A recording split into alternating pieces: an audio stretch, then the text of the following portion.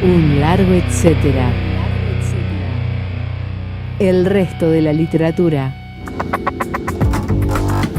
Aquí estamos metidos una semana más en la columna de literatura Un largo etcétera. Hoy vamos a hablar, como les adelantaba, del libro Animales, lo último que ha publicado la escritora Eve Uart. Bernardo Orge, ¿cómo le va? Bienvenido. Muy bien, Perry, qué lindo volver a verte, Perry. Qué bueno volver a vernos en vivo, Marcelo, ¿cómo va? ¿Cómo va, Perry, Bernardo, audiencia? Bien, de vuelta al ruedo de la realidad, acá en el vivo. Es un recomenzar, ¿cómo lo sienten esto? ¿Ya están en el tono que tenían el año pasado? Mi casa es donde estés vos. Ah, qué lindo. Está muy bien, está muy bien. Bueno, escritora argentina Eve Uart, de muchas cosas publicadas hasta el momento. Este año venimos hablando de los últimos libros que llegan a las librerías, a Mandrake, por supuesto, pero tiene mucho publicado ya. Muchísimo, sí. Una autora de ¿Qué edad tiene, pasada, pasó los 80 años, 81, 82 años. Ya podríamos decir consagrada, súper consagrada, una de las principales figuras literarias de Argentina vivas en este momento. Que una consagración que le llegó tardíamente, después de una producción muy cuantiosa. Mejor que llegue en algún momento, ¿no? Sí, mejor que llegue en vida, por ahí también decía algo de eso Elvio Gandolfo, ¿no? Y dueña de un estilo muy particular, de una forma de ver la realidad muy particular, muy propia, y una forma de transmitirla en palabras también delicada, sutil, con cierta liviandad. Ya vamos a verlo más precisamente en los textos de su último libro, pero nada, tanto sus relatos como sus crónicas de viaje, como sus novelas, todas están trabajadas a partir de una observación muy precisa y de una oreja muy atenta a las formas de hablar de la oralidad y a los giros, a veces ridículos, a veces graciosos, siempre llamativos, que ella es capaz de captar. De captar, sí. Ella dice que tiene la técnica de hacerse la estúpida cuando habla con alguien para que el otro suelte la lengua, y en esos momentos de inconsciencia, digamos, oral de las personas, aparecen frases inesperadas que ella, con una oreja literaria muy grosa, es capaz de identificar y hacer jugar muy bien en sus textos. De hecho, eso dicen, cuando la premiaron ahí con un premio importante, que es el Premio Iberoamericano de Narrativa, Manuel Rojas, escriben a Aira, Martín Coan, que aparece en la contratapa, muchas personas más la premiaron, pero la citan como una persona que mira, y cuando dice mira, quiere decir escucha.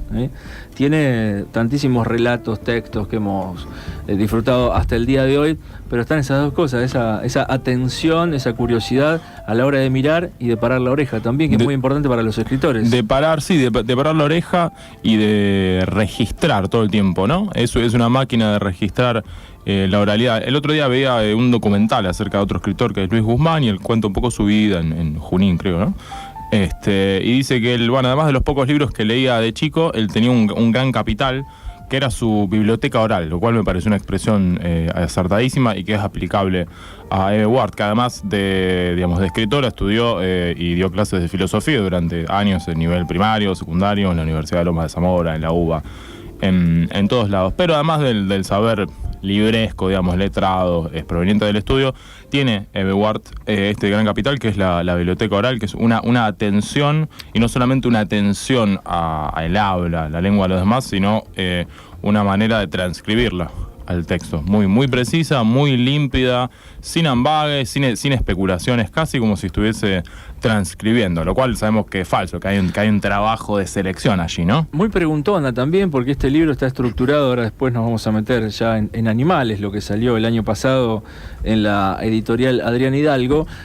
Muchos de los textos, es un libro de unas 200 páginas, de los cuales muchos de los textos son preguntas que ella va haciendo por la vida en torno al tema de este libro, que son los animales, y se topa en el camino, va en busca de muchos especialistas en animales, y de curiosa que es, les hace preguntas.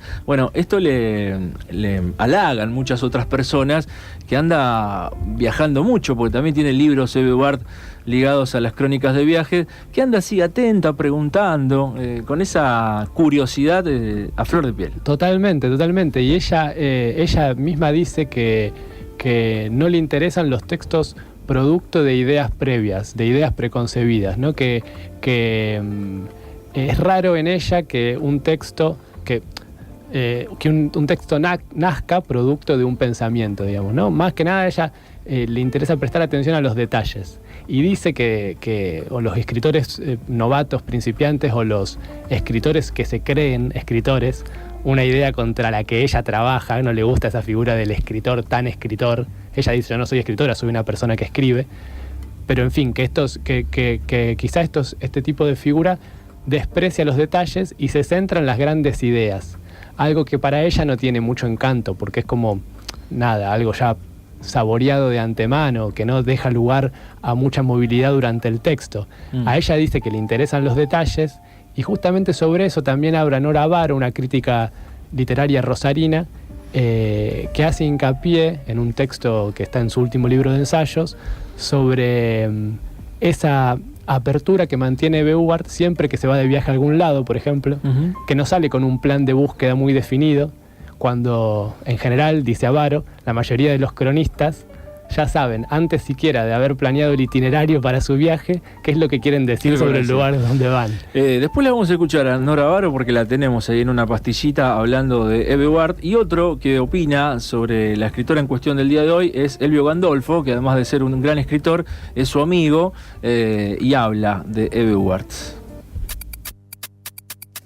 Dice Elvio Gandolfo: por suerte se consagró antes de morir. Con Fogwill pasaba lo mismo.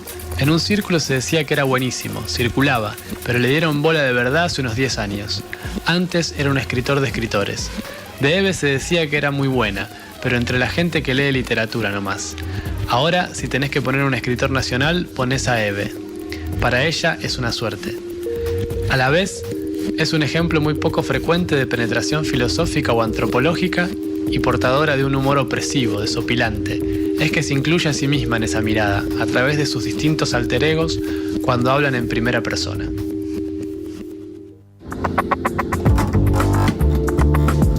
Animales salió publicado por la editorial Adriana Hidalgo en 2017. Decíamos que para atrás tiene, muchísimos otros títulos Eberhard. ¿Qué les pareció el libro? ¿Cómo les pegó cuando lo han leído? Yo que lo confieso, aunque no estoy en un confesionario, no soy un gran fanático o curioso de la naturaleza. ¿No tenés mascotas, Marcelo? Tuve una gata. ¿Qué y ahora persona desalmada la que no tiene mascotas? No, yo sufrí mucho cuando murió mi gata, pero no soy de esas personas que se cuelgan mirando Animal Planet o documentales de la National Geographic. Como Eberhard, evidentemente. Que cita en más de una ocasión a Animal Planet.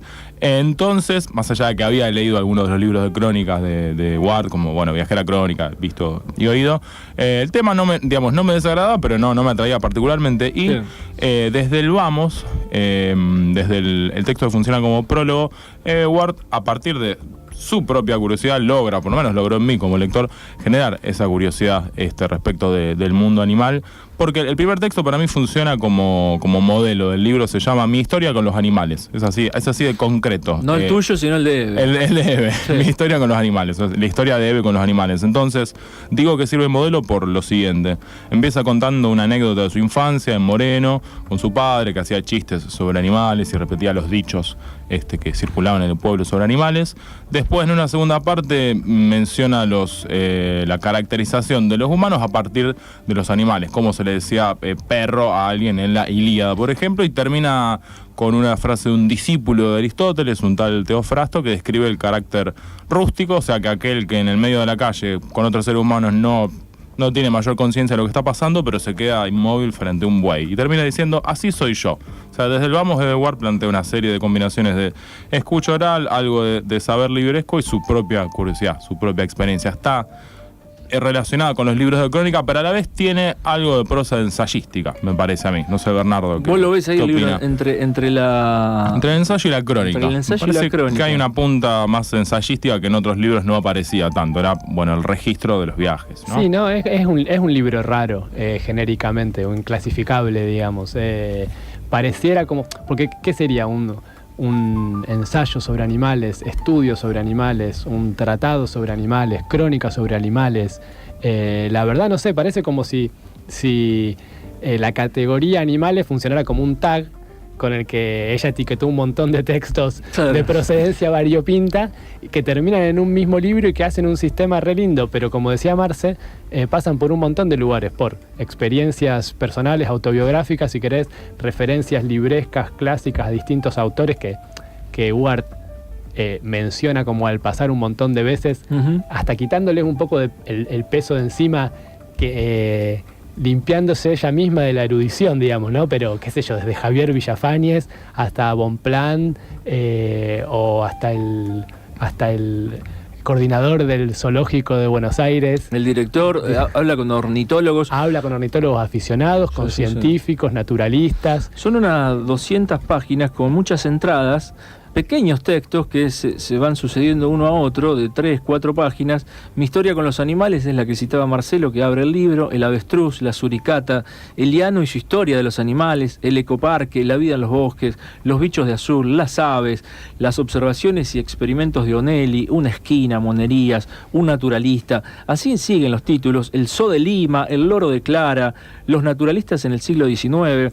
Parece tener como una especie de repetición con aves y monos. Aparecen mucho más allá, que aparecen muchos otros animales, ¿no? Hay una insistencia incluso de los temas que aparecen a propósito, digo, de las aves y de los monos. Incluso hay una curiosidad que, como los viejos libros de los naturalistas del siglo XIX y antes, o lo que se llamaba las historias naturales en la antigua Roma, hay unos dibujos de aves que son de la misma Eve Huart. Creo que en particular se aficiona o se centra en el caso de las aves y de los monos, porque son, por lo menos para ella, los bichos que mayor curiosidad les generan respecto a su inteligencia y la posibilidad de no de repetir ni de emular la conducta humana, porque eso es algo contra lo que ella lucha, digamos. Un ornitólogo incluso se lo dice. Bueno, es un error en realidad atribuirle conductas humanas a los animales.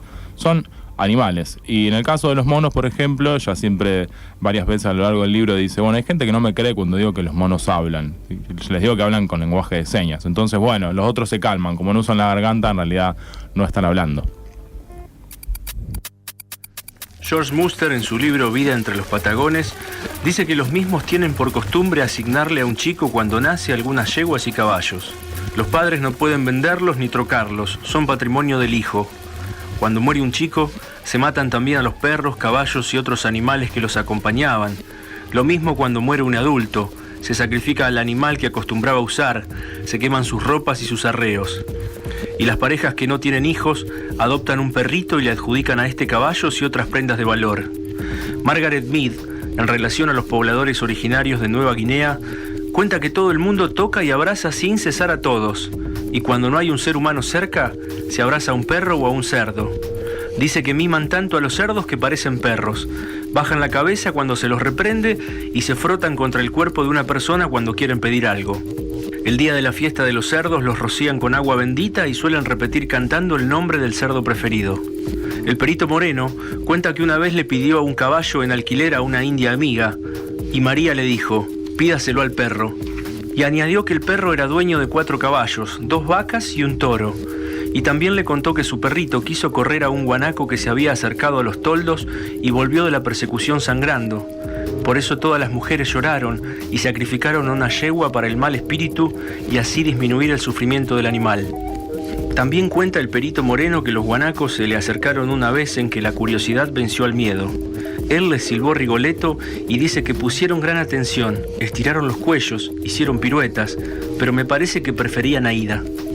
Volviendo a Musters, dice que los perritos mimados por los indios van a caballo junto a los nenes más chicos, y una vez llegó a ver una clueca a caballo, empollándolo más bien.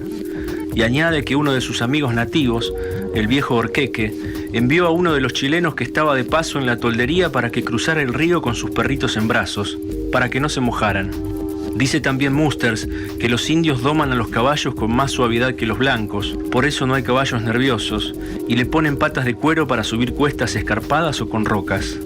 En el mundo de los chicos indígenas están muy presentes los animales. Los zorrinos y los pollos de ñandú sirven como juguetes y como experiencia de caza. Los padres le fabrican unas boleadoras chiquitas para cazar animalitos, y en el toldo de su amigo Orqueque había 2 zorrinos domesticados que se portaban como gatitos. Los animales para los indígenas de la Patagonia equivalen al monte para las poblaciones que viven en el bosque o en la selva. El monte les da todo.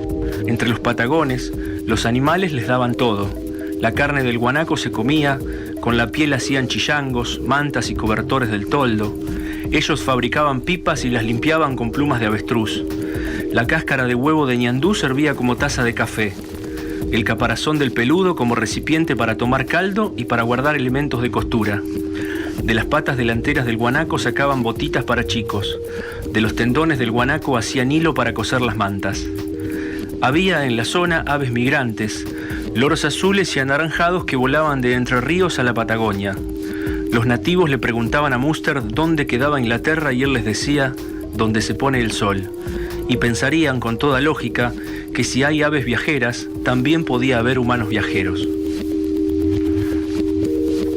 A mí me pasó con el libro de Huart, que lo empecé a leer, iba a 20 o 30 páginas y dije, che, ¿qué embole me estoy pegando con este libro? No me gustó para nada, de entrada, y después esa sensación se fue torciendo hasta que me metí y lo disfruté mucho más, porque quizás también hubo un giro en torno al encare que ella hacía de los animales desde la perspectiva de algún tema. Y ahí pensaba en la relación entre tema del libro, si a uno no, porque no se trata de los grandes temas, ¿no? No habla de Malvinas, no habla de la política, no habla, qué sé yo, de una expresidente, habla de los animales desde un punto de vista muy personal y detallístico.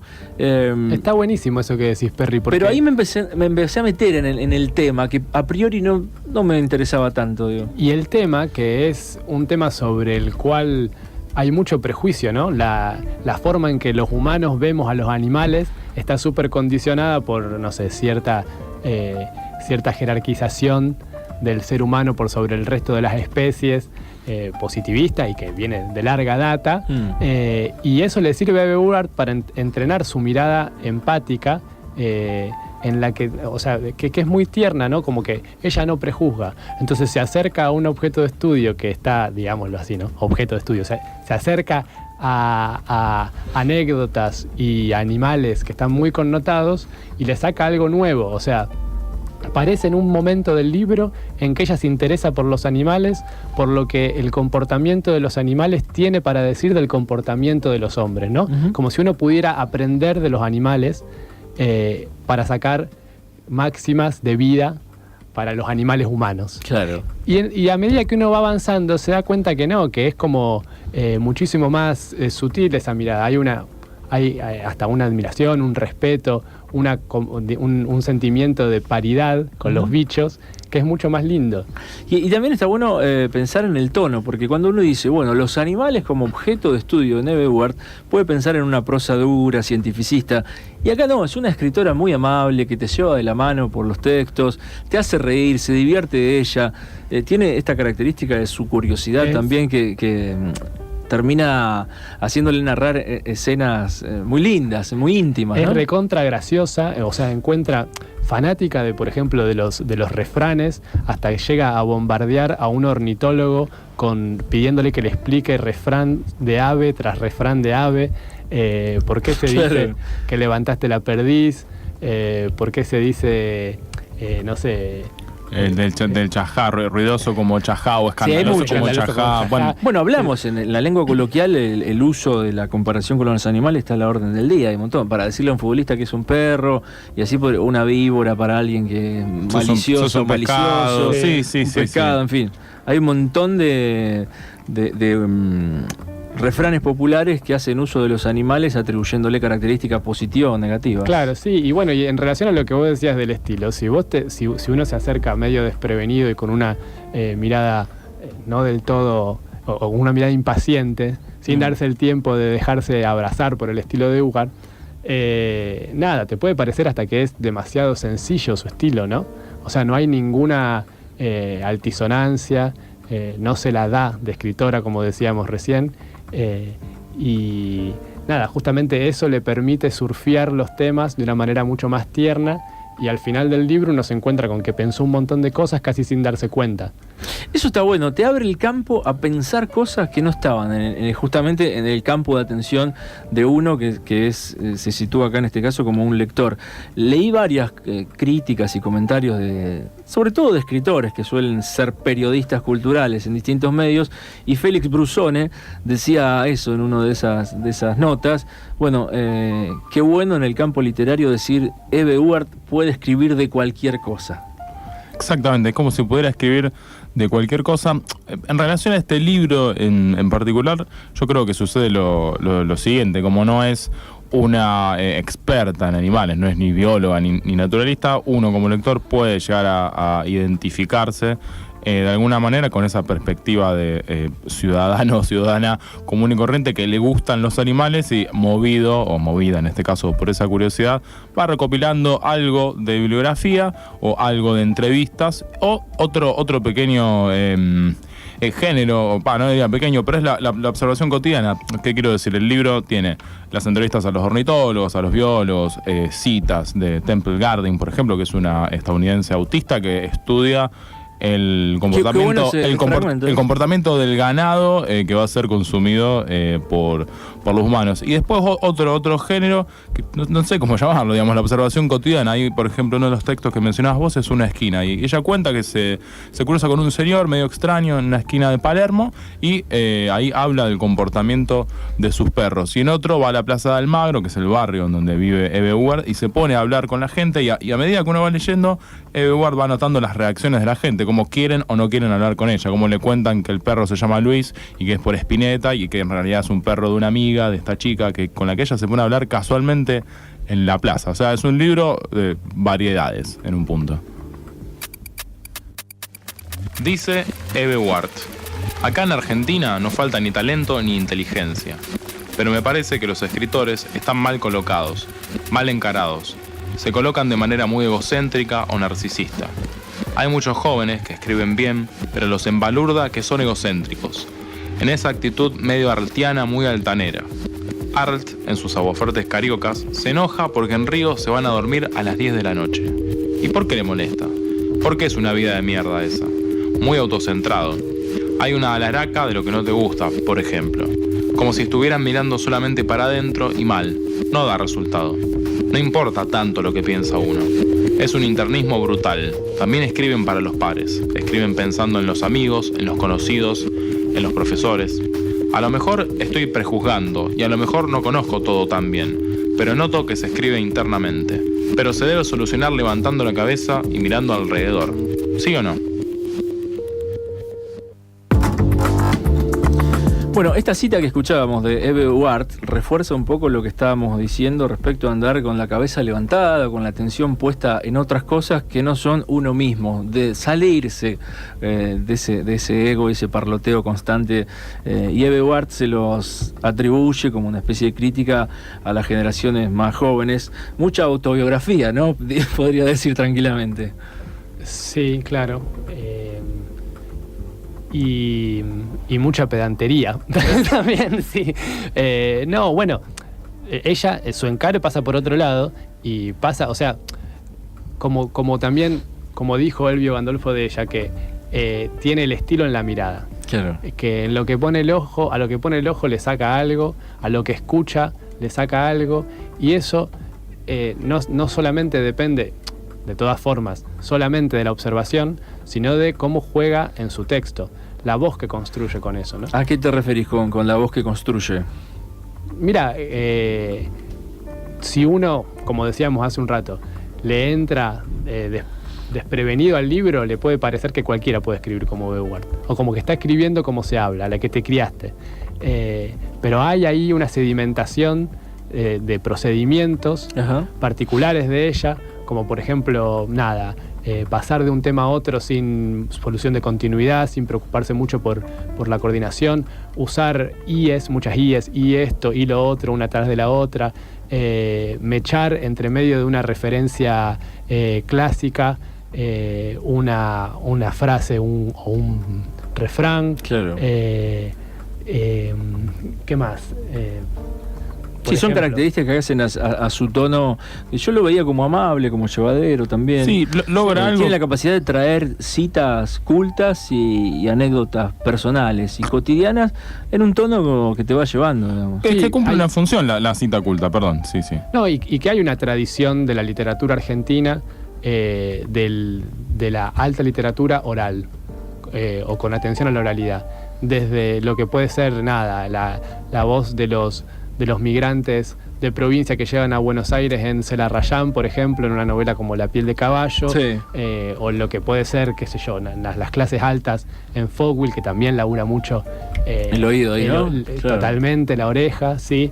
O si nos remontamos un poco más atrás a Mansilla o Fray Mocho, un escritor costumbrista, digamos, porteño, sí.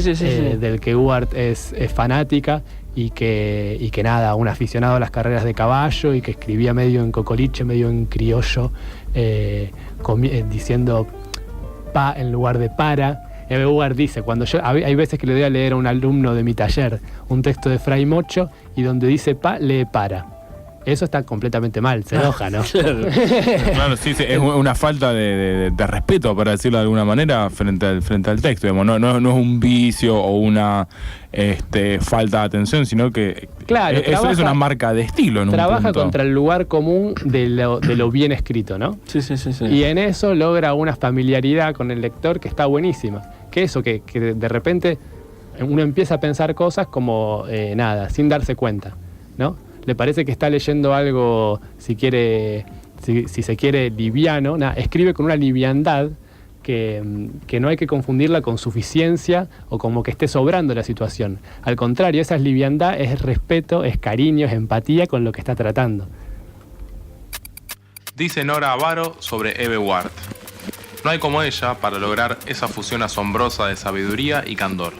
Eso se ve tanto en sus ficciones, más que nada en aquellas en las que hay niños, y los niños ven, hablan e incluso crecen en comprensión de la vida, como suele decir Huart, como también en las crónicas, donde la viajera anda y observa sin postulados, sin sospechas, sin supuestos porque entiende, y no es obvio, que hay mucho que aprender de aquello que se ignora, de una ciudad completa y de una habitación, de una mesa de luz y de un monseñor, de un mercado, un remisero, un cartel que publicita mortadela, una pérgola, un busto de plaza y hasta de unos alemanes.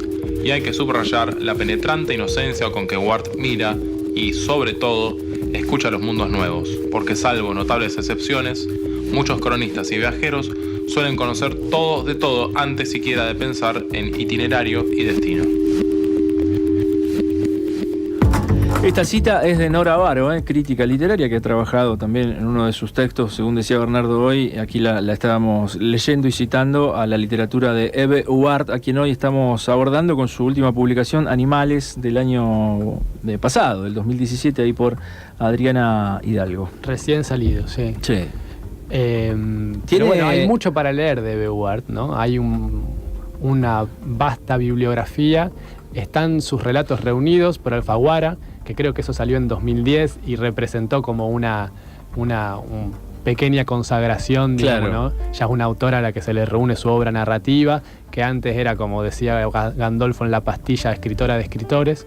Y a partir de los 2000 hay una especial atención a las crónicas y a los relatos de viaje por parte de Huart, que sacó libros como Visto y Oído, Viajera Crónica, claro, Turistas. Es como si, de alguna manera no, ella lo dice explícitamente en una entrevista, fue abandonando la ficción, porque bueno, con la edad es muy sincera, ella también es como su estilo, digamos, ¿no? Con la edad, bueno, todo se identifica un poco más y ha perdido un poco el interés y la pericia por escribir ficciones, y además que en el último tiempo, dice ella, su afición es justamente el registro del viaje y de la crónica. Incluso en el último libro de ficción, que es un libro de cuentos que se llama Un día cualquiera, es bastante elocuente el título, son relatos que uno podría decir bastante autobiográficos y no tienen ninguna estructura de, bueno, hay un conflicto entre personajes. No, cuenta cuando escuchaba a Antonio Tormo en la radio, en su pueblo, sí. Y demás. Se va cada vez más hacia el registro de la vida cotidiana y lo mínimo, para decirlo de alguna manera, ¿no? Y dice también por ahí en una entrevista, citando a un narrador peruano que decía, no sé si fumo para escribir o escribo para fumar. Ella dice, no sé si viajo para escribir o escribo para viajar. Qué buena. Claro. Es un buen motor, porque de hecho en este libro, en Animales, también narra momentos en donde pide a otros escritores en medio de un congreso de literatura o algún viaje y demás que le acompañen al zoológico, a distintos lugares, siempre a ver animales. Cruza la Pampa por allí en busca de un señor especialista en las aves. Las respuestas que va logrando son de una poesía muy interesante también. Hay momentos muy íntimos en donde empieza a preguntarse por la migración de las aves, de por qué cantan, si para describirle a otras aves que hay peligro, si van a comer, bueno, cómo se coquetean los pájaros, esas cosas que uno tiene a mano siempre que prende el Animal Planet o Nat Geo, esos canales de tele. Y yo pensaba, digo, ¿habrá escrito estos textos mirando ese tipo de programas también? Y hay algo que está buenísimo, que es que, y es un consejo que ella le da a los... Eve Ward dio talleres por mucho tiempo. Incluso hay un libro que salió hace poco en la editorial Blat y Ríos que se llama Las clases de Eve Ward, donde una participante de su taller reconstruye un poco sus apuntes y un poco arma las clases de Eve. Y hay un consejo que ella da, que es no crean que lo que les interesa es una pavada, ¿no? Como no crean que ahí donde se te despertó el interés, no vayas buscando el gran tema, sino que hacerle caso a esa pavada que se te ocurrió, y no pienses que es insignificante. La voz propia, por ahí. La voz propia. Entonces, no solo en el tono a la hora de escribir, sino cuáles son los temas justamente de interés, ¿no? Para ese que va a escribir. Y es mucho más sincero, digamos, hacerle caso, digamos, al deseo de escribir y sobre un asunto en particular, en vez de buscar, bueno, los temas trascendentales de la humanidad, que no se me ocurre cómo enumerarlos, o los temas de moda, amor, digamos, odio, guerra y la existencia del más allá. Ejemplos del libro un montón, como por ejemplo, ese living donde se encuentra con unos payadores en azul. Qué buen momento ese. Los bichos de azul, esa es una de las que recomendamos que vayan a leer ya mismo. Aquella anécdota de un dramaturgo polaco que escribió una obra de teatro sobre un mono que le robó a un fotógrafo la cámara de fotos, y sacó fotos por la ciudad, y después el fotógrafo las publica, arma una muestra con eso y hace plata, y la Sociedad Protectora de Animales lo denuncia, diciendo que en realidad los derechos de autor son del mono. Y después un tribunal en California, bueno, le dice que no, que apeta que la Sociedad Protectora de Animales, que los derechos no tienen, los animales no tienen derecho de propiedad. Terrible. Y ahí salta a una cita clásica, dice, Platón decía que el hombre era el animal más perfecto, que la cabeza era el órgano más perfecto porque era redonda, y que el hombre era el animal más perfecto porque era bípedo, y Diógenes le hace una joda, agarra un pollo desplumado y le dice, acá está el hombre de Platón, que se paran dos patas. Y dice Hubbard, si la filosofía de Diógenes hubiera sido la principal en estos largos años la corriente de historia, principal, sí, los animales cobrarían derechos de autor. No, bueno, como notarán, tiene momentos de poesía increíbles y de filosofía, de ensayo también, un poco de humor, mucho humor. Así que Animales de Eve Ward, para los amantes de los animales y por supuesto también para los amantes de la literatura, la escritora del día de hoy. Muchachos, nos vemos la semana que viene. Nos vemos la semana que viene, Perry. Eve Ward nació en Moreno, provincia de Buenos Aires, en 1936. Estudió filosofía en la Universidad de Buenos Aires. Trabajó como docente primaria, secundaria y universitaria y colaboró con el suplemento cultural del diario El País de Montevideo. Escribió notas de viajes, crónicas de personajes y situaciones. Publicó, entre otros títulos, el relato Memorias de un pigmeo en 1992, los libros de cuentos La luz de un nuevo día en 1983 y sus relatos reunidos en 2010, la novela Camilo asciende en 1987, la novela corta Mudanzas en 1995 y las crónicas de viajes Viajera Crónica en 2011, Visto y Oído en 2012 y De la Patagonia a México en 2015. En 2017 recibió el consagratorio Premio Iberoamericano de Narrativa Manuel Rojas, que otorga al Estado de Chile la trayectoria literaria, uno de los mayores reconocimientos de la lengua castellana. Animales, publicado en 2017, es su último libro.